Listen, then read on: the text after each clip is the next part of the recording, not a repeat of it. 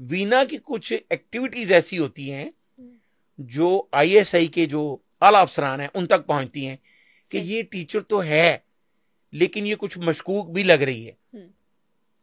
अब उन्होंने भी वही रास्ता इख्तियार किया कि ये आई लीगल तरीके से हम इसको डायरेक्ट इन्वेस्टिगेट नहीं कर सकते, सफारत खाना इन्वॉल्व हो जाएगा। उन्होंने भी क्या किया, अब ये बताना इसलिए भी जरूरी है कि अगर रॉ जैसी दहशतगर्द एजेंसी पाकिस्तान के लिए इस तरह की हरकतें करेगी तो उनको मुंह की खाना पड़ेगी। अब पूरे पाकिस्तान में हिंदू, सिख, ईसाई अगर उनके कोई भी मजहबी प्रोग्राम होते हैं तो हम उनको प्रोटेक्ट करते हैं, उनको सिक्योरिटी फराहम करते हैं। इसी तरह जैसे ड्यूरिंग जर्नलिज्म मैंने खुद भी, अगर हिंदू जो पाकिस्तान में रहते हैं उनके कोई भी ऐसे होली आई, दिवाली आई, तो वो सारे उनके प्रोग्राम जो है हमने कवर भी किए हैं। पहला सबक तो ह्यूमैनिटी है, इंसानियत है। yes. जिस भी अब रिलीजन से ताल्लुक रखें, जिस भी मुल्क से ताल्लुक रखें, देखिए we should be philanthropist. Exactly. तो हमें इंसानियत जो है ना उसको पहले सबसे पहले देखना चाहिए। वीना हरी को उन्होंने क्या किया, फिर यहां से एक हिंदू लड़का था जो अरसा दराज से पाकिस्तान में रहायश पजीर था, उनकी फैमिली, उसको उन्होंने स्कूल में दाखिल करवा दिया। ठीक है। जैसे पाकिस्तान की फोर्सेस में कई हिंदू सिख वो मौजूद हैं। गुलाब सिंह एक ऐसा है, वो ट्रैफिक वार्डन यहाँ पे रहा है, हमने उसके साथ कई प्रोग्राम किए हैं। तो वो पाकिस्तान के लिए पहले सोचते हैं। ठीक है, उस हिंदू लड़के को उस स्कूल में एडमिशन दिलवाया जाता है। स्कूल से वो सिफारत खानों के लोगों के लिए, स्पेशली उनके बच्चों के लिए बनाए, उनके बच्चों के लिए। लेकिन अगर कोई कम्युनिटी ऐसी है यहाँ पे जैसे कोई हिंदू बिलोंग करता है उनसे, तो वो भी वहां पे तालीम हासिल कर सकता है। अब उसकी जो वालदा थी उस हिंदू बच्चे की, उसको भी ये टास्क दिया गया कि आपने ये वीना हरी से दोस्ती बनानी है और ये चेक करना है कि ये यहाँ पे क्या इसका कोई खास टास्क तो नहीं है। अच्छा। अब वीना हरी उस बच्चे की वालदा के करीब होती जा रही है और वो ये समझ रही है कि जो मैं जिस टारगेट पे पाकिस्तान आई हूं ये शायद मेरी मदद कर सकती है, और वो उसको ट्रैप कर रही है। दोनों एक दूसरे को ट्रैप करना शुरू हो गई। अब आहिस्ता आहिस्ता आईएसआई को ये पता चल जाता है कि वीना हरी एक बड़े टास्क पे पाकिस्तान आई है, लेकिन वो उसको डायरेक्ट गिरफ्तार नहीं करते, ना उसको हिरासत में लेते हैं, अभी वो उसको चेक कर रहे हैं।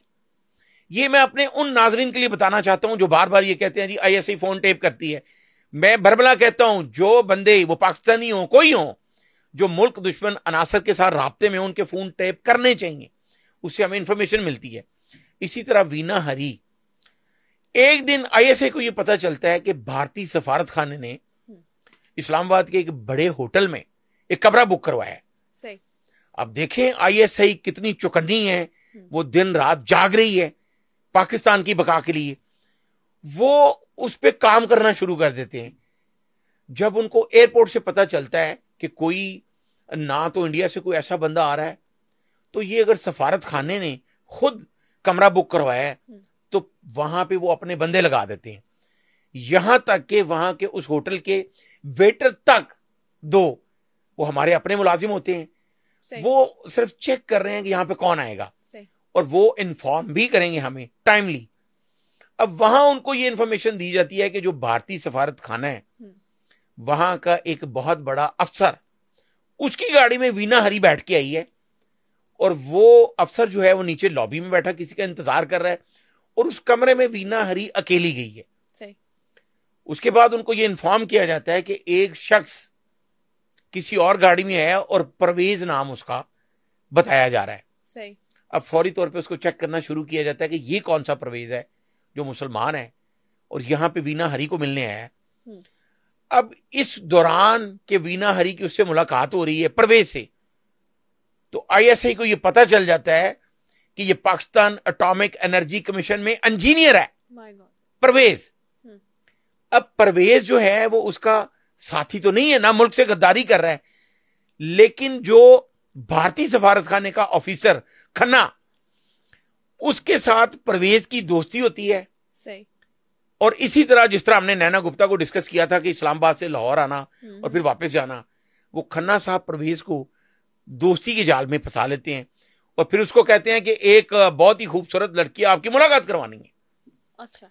तो नैना गुप्ता गैर कानूनी आई, जो वीना हरी है वो लीगल आके इस तरह से ट्रैप कर रही है उसको। परवेज साहब वीना हरी के साथ गपशप लगा रहे हैं। अब जो वेटर चाय लेके जा रहा है वो भी हमारा बंदा था।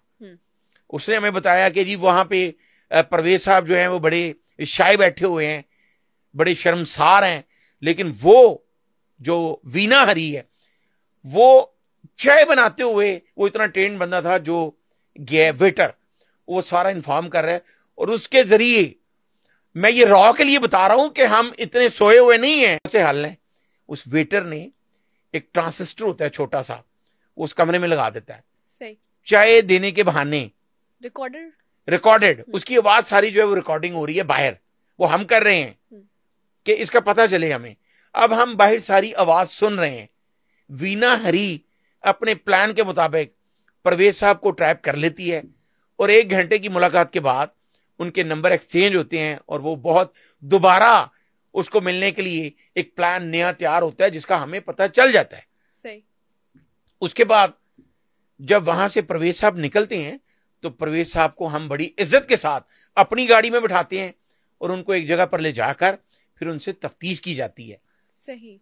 तो जब उन्होंने ये बताया कि मैं एटॉमिक एनर्जी कमीशन में इंजीनियर हूं, तो उनको फिर बताया गया कि ये कौन है, ये आपकी फ्रेंड नहीं है, ये हाँ फोन कॉल जो ट्रेस हुई उसकी वीना हरी की, वो रॉ का जो उस वक्त का सरबराह था वो उसके साथ राब्ते में थी और उनको इन्फॉर्म कर रही थी कि मैं अपने मिशन में कामयाब हो चुकी हूं। जब हम परवेज को हिरासत में ले लेते हैं, उसके बाद होटल में अभी वो मौजूद है जो खन्ना साहब उसको छोड़ के गए थे, जो भारतीय सफारत खाने में मुलाजिम थे, एक बड़े ऑफिसर थे, उन्होंने वापस आना था उनको लेने। इसी दौरान हमारे एक ऑफिसर वहां पे पहुंचते हैं होटल मैनेजर बनके।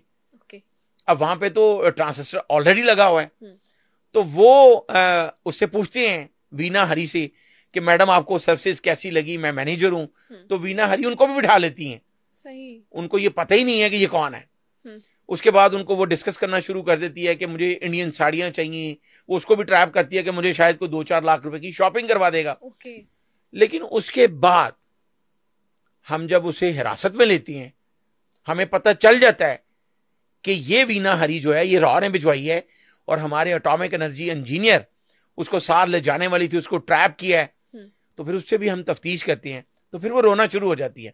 जिस तरह हमने पहले बताया कि वीना शर्मा, वीना हरी रॉ की वजह से बनी, तो रॉ ने इस तरह की कई लड़कियां जो हैं वो उनकी जिंदगी खराब की, उनको उस नहज पे पहुंचाया कि वो मुल्क दुश्मन जो अनासर सरगर्मियों में मुलविस हों, और उसमें उनको हिरास किया गया। जो रॉ के ऑफिसर्स हैं, ये वीना हरी ने खुद बताया, जो ड्यूरिंग इन्वेस्टिगेशन ये लिखा हुआ पड़ा है। तो वीना हरी को होटल से ही गिरफ्तार किया गया, राइट? उसको होटल से हिरासत में ले लिया गया। उसको जब तफ्तीश की गई तो फिर उसने भी साफ ही बता दिया।